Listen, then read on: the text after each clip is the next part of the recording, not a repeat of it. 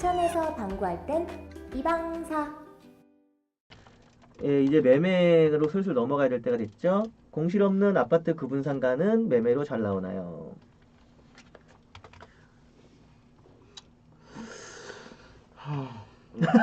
왜 한숨 쉬어? 아파트의 네. 구분 상가가 네, 많지 않아요. 네, 그리고 보통 네, 매매가가 그렇게 비싸지 않아서 네.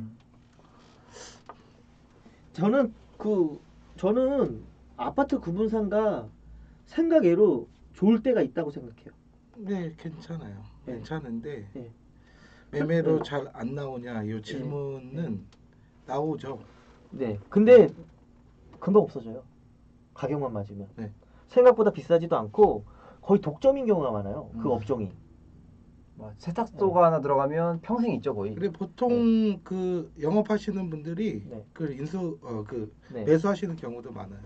그래서 보통 보면은 월세 내는 상가 사시는 분들이 제일 실수하시는 게 뭐냐면 중앙통, 뭐 로데오 거리 찾으시거든요. 거기서 막 2, 30억짜리 산다든가 뭐 평당 3,400만 원짜리 산다든가 이래요. 그러면 자기 만족이야. 근데 수익률은 똥이거든요. 수익이 안 좋죠. 예. 근데 실질적으로 알짜배기가 뭐냐면 아파트 입구 상가. 아파트 입구 상가 중에서 10% 수익률 넘는 거 꽤 많아요. 의외로 알짜예요.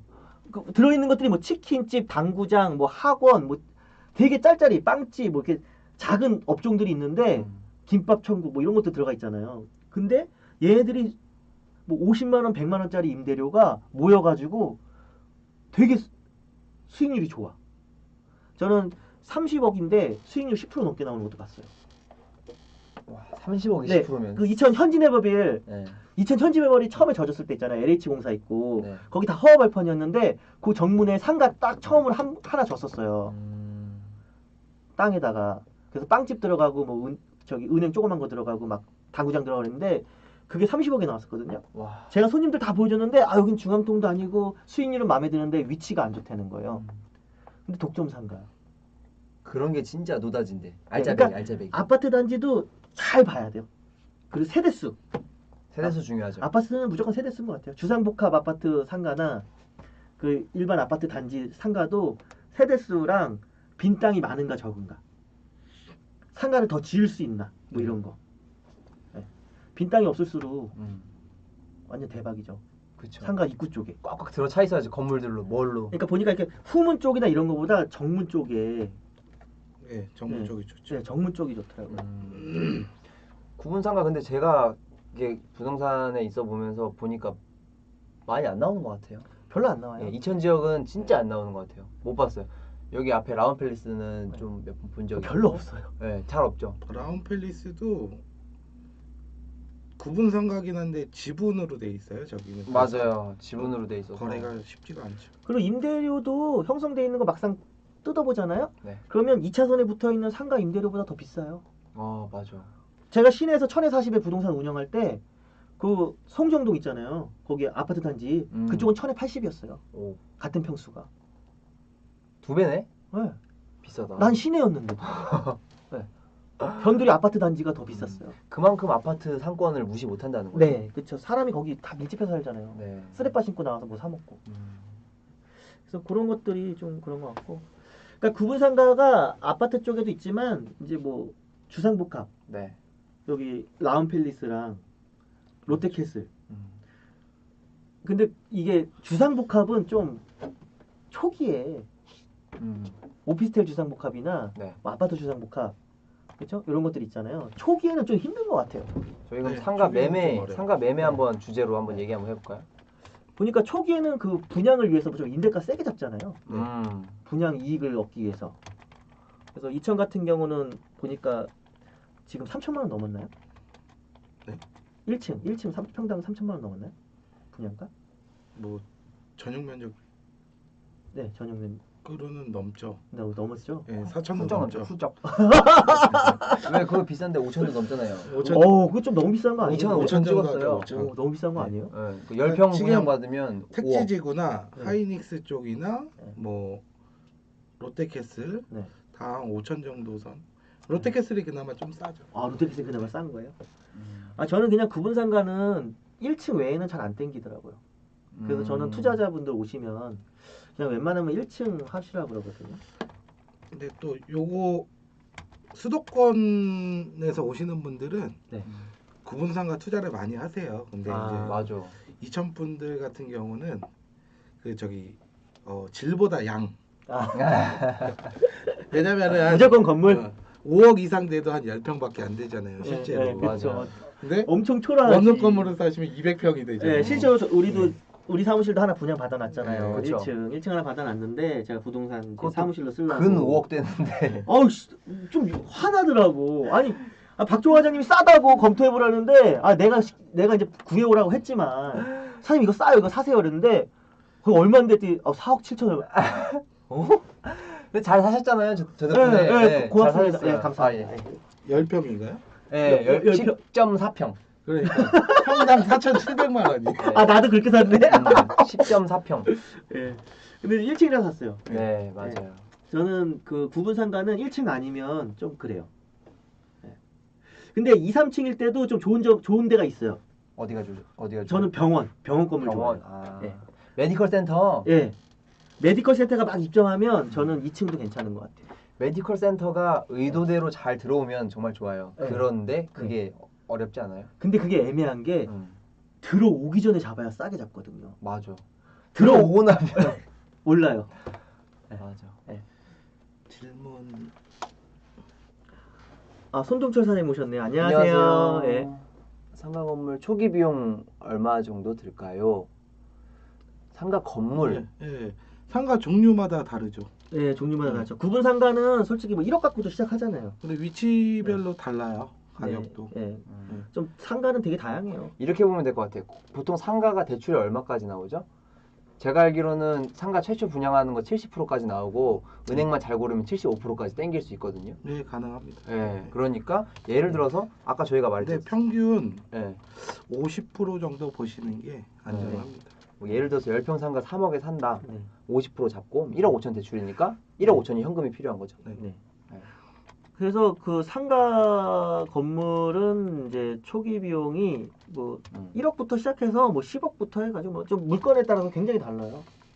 임대가 맞춰진 상가를 분양받을 수도 있고요. 아니면 분양받고 임대를 맞추실 수도 있고. 그래서 호호님이 상가 임차인 연락도 없고 엄청 편하더라고요. 맞아요. 그거 이제 상가 임차인 잘 만나셔서 그런. 근데 상가가 아무래도 좀 그런 면은 있죠. 아무래도 저기 전월세 주택보다는 네. 전화 들어오죠. 예, 자기가 알아서 하는 걸로. 스스로 뭐 인테리어 해서 막 예. 고치고 살고 하니까 예. 사는 게 아니지. 영업하고 운영하고 네, 하니까. 그러니까 자기 사업, 그러니까 주택은 완전 순수하게 공간을 사용하기 위해서, 그러니까 모든 게 렌탈이잖아요. 등부터 해서 다 렌탈인데 그렇죠. 이 장사는 자기 사업이다 보니까 인테리어가 자기 거잖아요. 그러니까 굳이 다른 공간에서 하자가 생기지 않는 이상은 네. 자기 내부적 공간에서 하자는 자기가 다 수리하잖아요. 그래서 별로 연락이 없는 거예요. 근데 이제 장사가 안 될 때가 문제예요. 안 될 때. 주택은 장사가 들어가면 주택은 장사가 안 될 때 뭐 이런 게 없잖아요. 그렇죠. 근데 얘는 사업이니까 우량 임차인들은 조용하죠. 저는요 임대인한테 거의 전화할 일이 없어요. 임대인이 저한테 명절 때 잘 있냐, 새해 복 받아라, 새해 복 많이 받아라 하면서 뭘 주세요. 그때만 내 감사하고 통화하죠. 별로 통화할 일이 없어요. 내가 장사가 잘 되니까. 근데 장사 안 되면 통화할 일 많이 생겨요. 장사 안 되면. 그러면 임대인과 임차인이 이제 전쟁이 일어나는 거예요. 아, 네. 그래서 그거는 이제 어딜 가나 임차인 잘 만나야 돼요.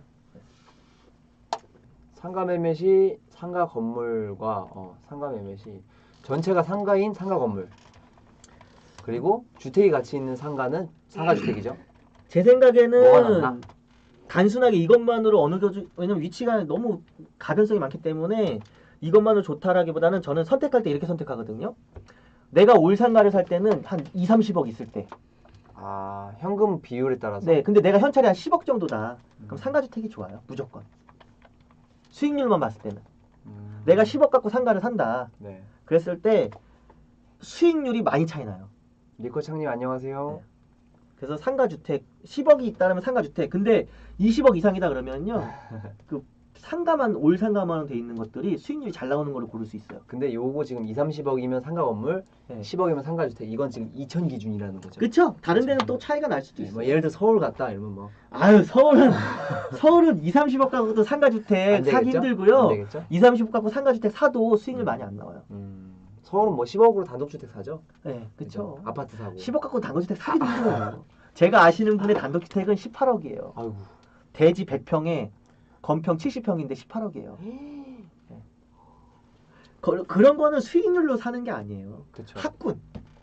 학군과 그 편의시설로 거기서 사는 거예요. 그 위치 때문에 사는 거지 네. 수익률 때문에 사는 게 아니에요. 돈 많은 사람. 그러니까 모든 부동산이 수익률로 거래고 시세 차익으로 거래된다는 건 착각이에요. 그러니까 그러니까 유튜브에서 보니까 뭐 자기가 유튜브 전문가인데 뭐 시세 차익이 얼마 벌어져야 투자가 좋고 막 이렇게 말빨 세우는 사람도 있어요. 근데 그 사람들이 실무적으로 그럼 자기가 직접 부동산을 투자해봤냐는 거예요. 저는 4억짜리 전원주택에 살아요. 근데 아니 그러면은 이렇게 경기가 어려운데 전원주택 살면 안 되는 거죠. 여기는 5억짜리 전원주택 살잖아요. 사장보다 더 좋은 데 살아. 5억짜리 전원주택 왜 살아? 네? 요즘 불경기인데 5억짜리 전원주택을 왜 줬어? 살고 싶으니까. 그쵸. 부동산은 꼭 시세 차익으로만 거래되는 게 아니라는 거예요. 그리고 경기가 안 좋아도 부동산 여자들 있죠. 전쟁 나도 여자들 뭐 한다? 화장해요? 화장하고 미용실 가죠. 근데 그거보다 더 심한 게 뭐냐면 살아야 되잖아요. 내가 월세로 살든지 전세로 살든지, 그쵸? 내가 아니면은 내가 집을 사든지 내가 거기 살아야 될 공간이 있잖아요. 그리고 뭐 인구수가 증가한다, 감소한다 이걸로 움직이는 게 아니라 무조건 가구수예요. 부동산은 한 가구는 한 집이 필요하잖아요. 그래서 부동산은 좀 그런 걸로 판단되고 상가도 마찬가지예요. 우리 먹고 살아야 되잖아요. 네. 일해야 되잖아요. 모든 사람이 직장 생활할 수 있어요?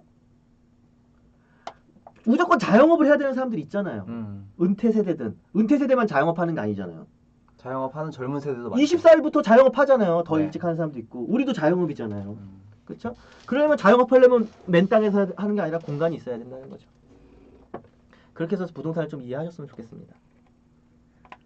그다음에 저희가 우리가 지금 네 매매 쪽에서 매매를 한 바퀴 돌아봤고요. 우리가 그럼 매매에서 요거 하나 짚어드리자고요. 상가 거래할 때 여러분들이 상가 거래할 때 위치나 수익률 많이 보시잖아요. 네. 근데 이제 임차인을 잘 보셔야 돼요. 네. 임차인이 어떤 임차인이 들어와 있느냐가 되게 중요할 수 있어요. 네. 그래서 상가는. 임대인은 임차인 업종을 가리는 경우도 있어요. 그렇죠? 그렇죠. 네. 네. 가려서 받는 신축일 경우 많이 가리죠. 신축일 때는 나는 네. 뭐 치과가 들어왔으면 좋겠어. 네. 말해가지고. 신축일 때 많이 가리는 게 뭐냐면 어떤 임차인이 들어왔냐에 따라서 월세가 중요한 게 아니라 건물 값어치가 달라져요. 그렇죠. 네. 뭐 값어치를 그러니까 이런 해도 되나? 값어치를 올리는 업종. 네. 그건 나열해도 괜찮죠? 네. 그래서 구상가를 사서 네. 싹 리모델링 해가지고 네. 업종 변경만 해도 그게 건물 가액이 올라가는 거예요. 매가가 올라가는 거죠. 네, 수익률과 상관없이. 그러면 좀 업종 좀 가치를 상승시켜주는 업종 어떤 업종이 있을까요? 어떤 게 있죠? 뭐 병원, 병원. 병원은 뭐 다 되나요? 뭐 이비인후과, 내과, 정형외과 편의점, 네. 다 돼요? 다 포함해요? 편의점? 병원은 소아과랑 내과, 그게 짱이에요? 정형외과 요 세 가지를 제일 선호하더라고요. 네, 병원은 매출이 저걸로 형성되거든요. 치과는 기본적으로 따라옵니다. 그런 게 있습니다. 네. 그러니까 뭐냐면 뭐지요? 그 처방전. 네. 네, 처방전이 매출인데 그쪽이 가장 손님이 많대요. 네, 병원이 들어가면 이제 약국이 따라가고요. 네. 편의점 그리고 그치. 카페. 병원이 들어가면 약국이랑 세트지. 네. 카페. 그렇죠.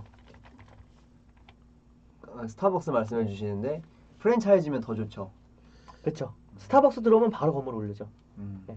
스타벅스는 그 건물값만 올리는 게 아니라 그 주변의 값을 다 올려요. 수세권이란 말도 있으니까. 네. 그렇죠. 근데 스타벅스 같은 경우는 보통 직접 운영하는 경우가 많습니다. 남의 건물에 잘 안 들어오죠.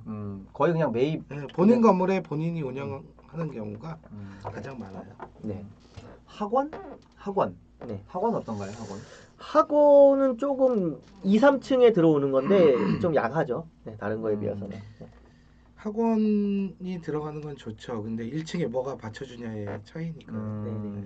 그러니까 이제 그 임차인이 들어옴으로써 월세가 오른다기보다는 건물 가격이 오른다는 얘기예요. 지금 그러니까 이제 집합상가에서 학교가 많은 쪽 있잖아요. 그쪽에서 2, 3층을 받아서 학원 임대로 놓기는 좋아요. 그런 것도 이제 1층이 네. 꼭 이제 부담스럽다면은 네. 2, 3층에 이제 학원이 네. 들어올 만한 자리를 선점하시는 것도 괜찮습니다. 은행 나왔는데 은행도 상당히 좋죠. 와, 은행은 대박 아니에요, 솔직히? 대 중박인가? 근데 대박이라고 할 수 있는데 이런 경우가 있어요. 보통 은행이 건물을 뺏는 경우가 있어요. 어? 어떻게요? 은행은 월세로 안 들어오고요. 보통 전세로 들어와요. 아. 근데 엄청 세게 들어오는 잠깐만. 상가에 전세가 있어요? 거 있어요. 오. 막 시세가 10억인데 은행 막 30억에 들어와요. 와, 그럼 건물주 입장에서 대박이잖아요. 대박이죠. 100억짜리 건물에 막 은행에서 많이 들어올 땐 70억에 들어와요. 100억짜리 건물 가격이 100억인데 은행이 70억이 들어와. 근데 은행이 이제 계약 기간이 종료됐을 때 은행이 나간다 그러잖아요. 네. 반환해 줘야 될 거 아니야. 70억을. 네. 어떻게 반환해요? 뭐 예를 들어서 없다. 네. 그럼 은행이 그거 어떻게 반환해요? 어떻게 해야 되지? 뺏기는 거죠. 그러니까. 은행한테 돈 꺼서 네. 네. 라도 해야죠. 네. 그러니까 응? 은행을 받을 정도면 음. 내가 좀 자산이 많은 사람이어야 돼요. 음. 안 그러면 건물 뺏겨요. 와. 은행한테. 네, 맞아. 은행 그런 사례가 많아요. 은행이 건물주인 데가 되게 많아요. 그게 은행이 다 뺏은 거예요. 네. 모든 은행이 그렇다는 건 아니지만 그렇죠. 은행에 뺏기는 경우가 많다. 왜냐면 건물주들 그 30억 받으면 쓰잖아요. 맞아. 은행은 우리 편이 아니에요. 그건 확실해. 네. 은행에서 네. 은행을 되게 100% 신뢰하는 사람 되게 많잖아요. 그리고 두 번째로 이제 또 잘 뺏는 사람이 주유소. 주유소? 네. 근데 이거는 건물가가 오르는 임차는 아니죠? 네, 주유소 이거랑은 아니죠. 별개로? 건물 가격은 올려요. 은행이. 주유소도? 네, 아니 주유소는 다른 네, 얘기인데 네. 은행은 건물 가격을 그렇죠. 올리죠. 네. 예. 근데 이거 근데- 별개로 주유소, 근데 저는 그래서 그냥 은행 본점이 들어오는 것보단 그거 있잖아요. 현금 인출기. ATM. ATM만 들어오는 게 난 더. 편의점에 ATM 있는 게 왔던 것 같은데. 예. 그러니까 ATM이 따로 있는 게 농협 ATM이나 뭐 아, 신한은행 ATM 같은 ATM만. 게 그 건물에 들어오면 되게 좋아요. 아, 그렇겠다. 그래서 제가 예전에 건물 가격 올려보려고 ATM 영업을 해보려고 시도한 적이 있어요. 집합 건물에 ATM을 어떻게든 나가지고 건물 가격 올려보려고 했는데 그게 또 쉽지는 않더라고요. 그 조건이 있어요. 아. 네. 그래서 ATM이 들어오면 무조건 건물 가격도 오른다. 왜냐면 사람들이 머물고 사람들이 자주 오는 곳이 되잖아요. 그렇죠. 사람의 동선을 만들어주잖아요. 편의점이 오르는 이유가 뭐냐면 편의점이 차를 세우잖아요. 아, 맞아. 막 가다가 편의점에서 딱 차를 세우잖아요. 차를 세우고 일부러 편의점 들렸다가 네, 뭐 네. 카페 들렸다가 네, 은행 네. 들렸다가 이런 게 예, 되죠. 그런 게 있어서 네. 그런 거예요. 생필품을 팔기 때문에. 음, 생필품은 안 살 수가 없잖아요. 그렇죠. 이게 선택이 아니라 무조건 사야 되는 거예요. 생수 무조건 사야 되잖아요. 네. 그런 것처럼. 그래서 근데 주유소 같은 경우는 어떻게 뺐냐면 기름을 막 줘요. 외상으로. 아, 주유소도 이제 외상으로 기름을 막 줘요. 네. 그 다음에 기름값으로 뺏어요. 아. 경기가 어려울 때. 네. 그래서 알토란 같은 주유소를 많이 뺏어 먹죠. 그래서 회사 직영으로 바꿔버리죠. 네. 그래서 이제 그런 거 모르고 담벼들었다가 그냥 일반 투자로 담벼들었다가 네. 은행 있다고 좋다고 샀다가 네. 낭패 보는 경우가 있어요. 그러니까 기존에 은행에 있는 사람이 파는 거예요. 세게. 나 은행 들어있는 건물이야 그러면서 세게 좀 파는 거예요. 와. 그러면 은행 있는 건물이네 하면서 은행 있는 건물을 내가 2, 30억 갖고 살 수 있네 하면서 100억짜리 사잖아요. 근데 알고 보니까 은행이 나간대. 네. 그런 거는 보통 계약할 때는 그런 거 다 알아보죠. 그쵸? 그리고 알려주죠, 다. 네, 잘 알아봐야죠. 네. 네, 근데 그게 이제 보통 아까 말했잖아요. 임대차 기간은 몇 년이라고요? 5년. 근데 연장 10년이잖아요. 지금 10년. 예. 네, 10년. 그래서 근데 은행도 임차인이잖아요. 네. 그럼 임차인이 언제고 1년 있다 나간다고 할 수 있는 거잖아요. 그렇죠. 그럼 낭패네. 5년 지나면 임차인은 나간다고 할 수 있잖아요. 조심해야겠다. 그러니까 어떻게 해야 되겠어요? 그런 건물을 살려면. 연장 계약서를 써요. 그렇죠. 은행이랑 안전하게. 은행이 나한테 10년짜리 연장 계약서를 써면 그거 사겠다. 아, 이게 이제 노하우가 되는 거죠. 그렇죠. 예. 부동산 사무실은 건물가가 오르는 임차가 돼줄까요? 아니요.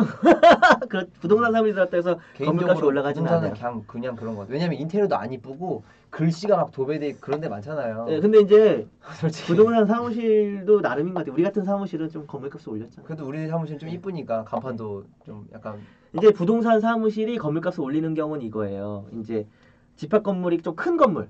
그러니까 한마디로 200평 이상 건물이어서 세입자가 10세대 이상 있는데 네. 부동산이 들어가면서 그 세입자를 관리해 줄 때.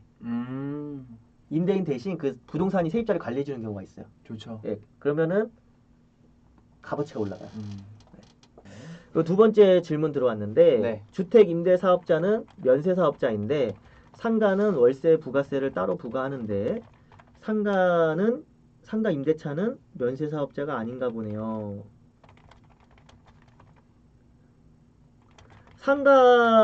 상가 임대차는 면세 사업자하기가 힘들어요. 왜냐면 임차인들이 대부분 일반 임대 사업자여가지고 그거 부가세 교환을 원하잖아요. 월세에서. 그렇죠. 그러면- 사업자죠. 사업자가 네, 들어오는. 네, 그러면 간이가세자는 현금정수준밖에 안 되죠. 전세계산은 되나? 안 됩니다. 예, 간이가세자는 안 되잖아요. 면세 사업자는 그게 안 되기 때문에 임대인들은 일반 임대 사업자를 내요.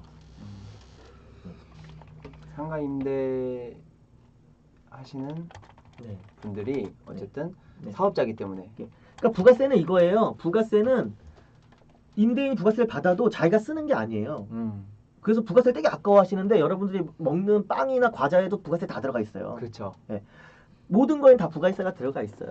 근데 주택만 부가세 면세 사업을 해주는 거예요. 주택이기 때문에. 근데 이제 상가주택 같은 경우는 그냥 간이 사업자 내셔도 돼요.